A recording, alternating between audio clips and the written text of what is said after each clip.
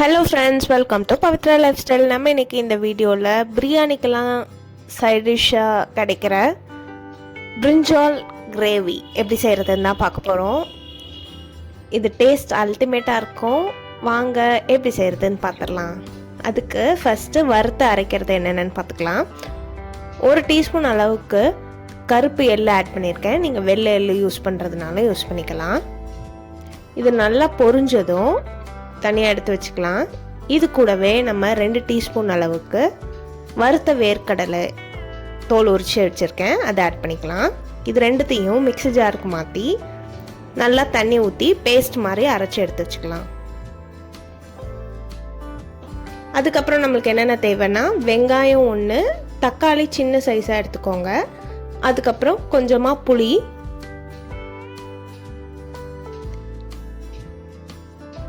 அதுக்கப்புறம் ஒரு கடாயில் நல்லெண்ணெய் யூஸ் பண்ணுங்கள், அப்போ தான் டேஸ்ட் நல்லாயிருக்கும். நல்லெண்ணெய் ஆட் பண்ணிவிட்டு இந்த மாதிரி கத்திரிக்காவை வெட்டி ஆட் பண்ணிக்கோங்க. நான் இன்னைக்கு செய்கிறது வந்து ஒரு 3 பேர் சாப்பிட்லாம், அந்த அளவுக்கு செய்கிறேன்.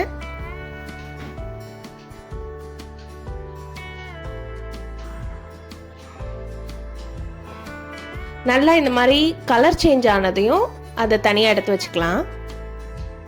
அதே ஆயிலில் நம்ம கடுகு ஆட் பண்ணிவிட்டு கடுகு பொரிஞ்சதும்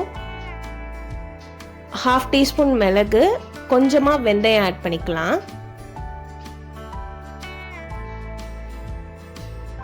அது கூடவே நம்ம வெட்டி வச்சிருக்கிற வெங்காயம் அதையும் ஆட் பண்ணிக்கலாம்.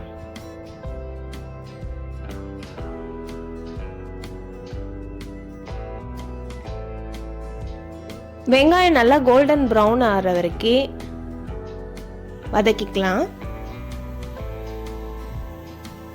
இப்போ தான் நம்ம சேனலை ஃபஸ்ட் டைம் பார்க்குறீங்கன்னா மறக்காமல் சப்ஸ்கிரைப் பண்ணிக்கோங்க. அப்படியே பெல் ஐக்கானும் ஆல்ல வச்சுக்கோங்க. அப்போ தான் நம்ம போடுற ஒவ்வொரு வீடியோவும் உங்களுக்கு நோட்டிஃபிகேஷனாக வரும்.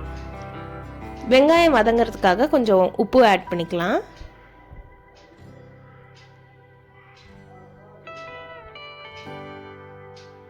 இப்போ வெங்காயம் நல்லா கோல்டன் ப்ரௌன் ஆயிடுச்சு. இது கூட நம்ம தக்காளி, பச்சை மிளகாய் 1 அதையும் ஆட் பண்ணிக்கலாம்.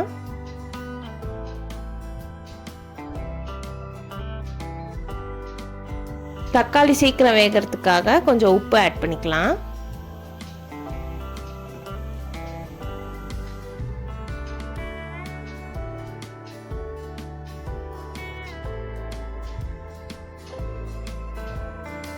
தக்காளி நல்லா வெந்ததும் நம்ம ஆல்ரெடி வறுத்து வச்சிருக்கிற கத்திரிக்காவையும் கருவேப்பிலையும் ஆட் பண்ணிக்கலாம்.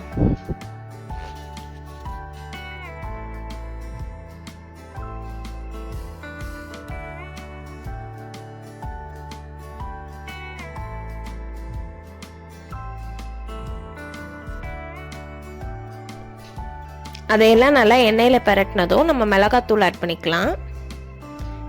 இது வந்து மிளகாய் தனியா 2 சேர்த்து அரைச்ச தூள். நீங்கள் தனித்தனியாக வச்சுருந்தீங்கன்னா 3/4 டீஸ்பூன் மிளகாய் தூள், 3/4 டீஸ்பூன் தனியாத்தூள் ஆட் பண்ணிக்கோங்க. நான் 1/2 டீஸ்பூன் ஆட் பண்ணியிருக்கேன் இன்னைக்கு.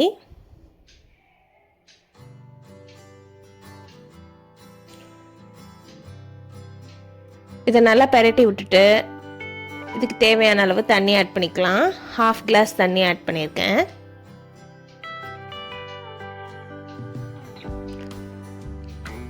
தண்ணி நல்லா கொதிக்கட்டும்.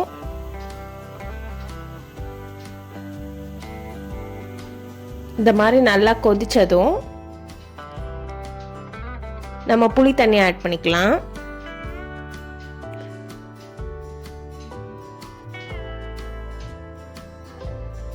இந்த டிஷ்க்கு தேவையான அளவு உப்பையும் ஆட் பண்ணிக்கலாம். புளி தண்ணி வந்து நான்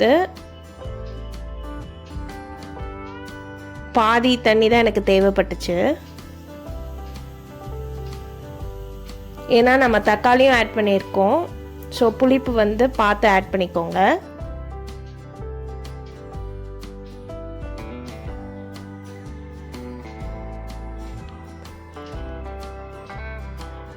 பச்சை வாடை போனதும் நான் இன்னொரு 1/2 கிளாஸ் தண்ணி ஆட் பண்ணிக்கிறேன். ஏன்னா நம்ம எள்ளு வேர்க்கடலை அரைச்ச பேஸ்ட் ஆட் பண்ணும்போது இன்னும் ரொம்ப திக்காயிடும். அதுக்காக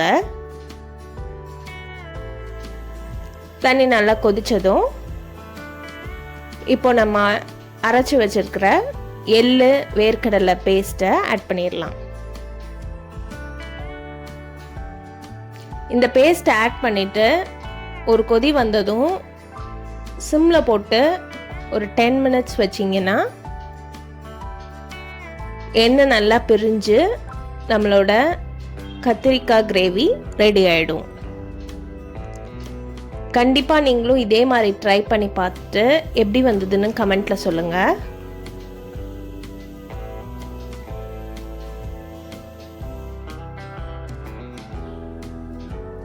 இப்போ நல்லா எண்ணெய் பிரிஞ்சு கத்திரிக்காய் கிரேவி ரெடி ஆயிடுச்சு. இதை நல்லா பிரியாணிக்கு சைட் டிஷ்ஷாக வச்சு சாப்பிடும் போது டேஸ்ட்டு சூப்பராக இருக்கும். நெக்ஸ்ட் ஒரு வீடியோவில் உங்களை பார்க்குறேன். பாய் பாய்.